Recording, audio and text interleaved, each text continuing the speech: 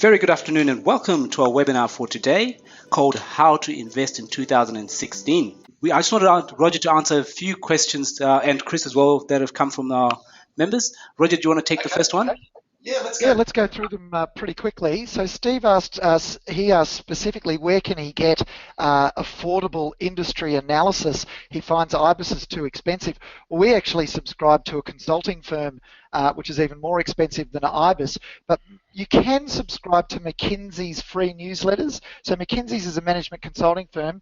They send out free newsletters by email and they cover various sectors, so that could be useful. Pam from Money Magazine. Hello, Pam. Nice to know that you're on the line there and watching the presentation. Pam asks, which Big Four banks should I own? Well, at the moment we own the Commonwealth Bank and Westpac. Ian asks about the supermarket battle. Can Woolworths and Coles withstand Aldi and Costco? In fact, Lidl is about to join. Our short answer to that is no. We sold out of Woolworths back in November.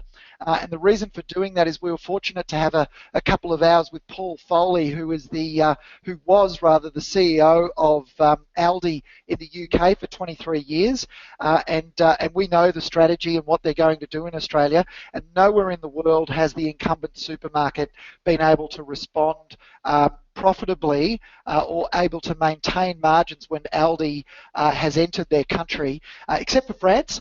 And I think that's because the French don't like the Germans. But elsewhere in the world, there's been no response. So we don't think Woolworths is a blue chip company anymore. I'll answer one more. Frank asks, IFM, will it survive and prosper? I do think, Frank, it'll survive. IFM Infomedia will survive. Whether it prospers or not depends on whether the current management's new articulated strategy works. And we're a holder of those shares, and we're going to have to take a wait and see approach to see whether or not it does in fact improve. So let's wait and see. So there's five questions answered in short order.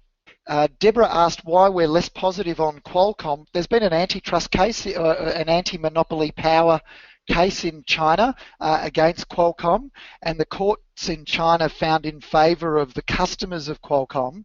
And so what it means is there's some delayed payments by customers back to Qualcomm for the use of their chips, and we're just not sure whether or not that's going to be a net negative or positive for Qualcomm. So that answers that one.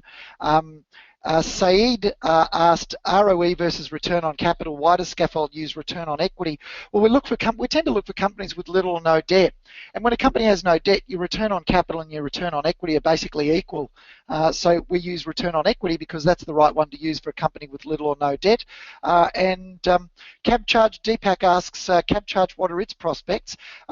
Well, the jury's out on that one, and we're not willing to take a risk on it because of Uber and the changes to the outlook. So you've got Uber impacting or fragmenting the market for Cabcharge, and you've also got government coming in and restricting the amount that the company can charge as a service fee for the use of the Cabcharge card service. And so there are reasons for not being as positive on Cabcharge as we were many years ago. All right, look, unfortunately we are out of time. Thank you very much for joining us today. Thank you very much, Roger, and thank you very much, Chris. It's a pleasure. And see you guys next time. Investing in shares can be rewarding when you do your research, but it can also take up a lot of your time. There's so much information out there. How do you quickly sort through the companies worth investing in and those to steer clear of? Skaffold is my research tool of choice. It tracks and reports on all ASX listed companies, plus thousands of global stocks daily, helping me decide which stocks to buy and sell. I can quickly filter through the reports to get the information I need. The rating system is like a set of traffic lights for the stock market. Green is good, orange is caution, and red is don't go any further. Skaffold's top stock choices have been highlighted for their outstanding performance by Money Magazine. With Skaffold doing the work for me, I have the confidence to make investment decisions without having to spend hours sifting through financial data. Now you can take control of your time and your portfolio. Why not take Skaffold for a test drive today?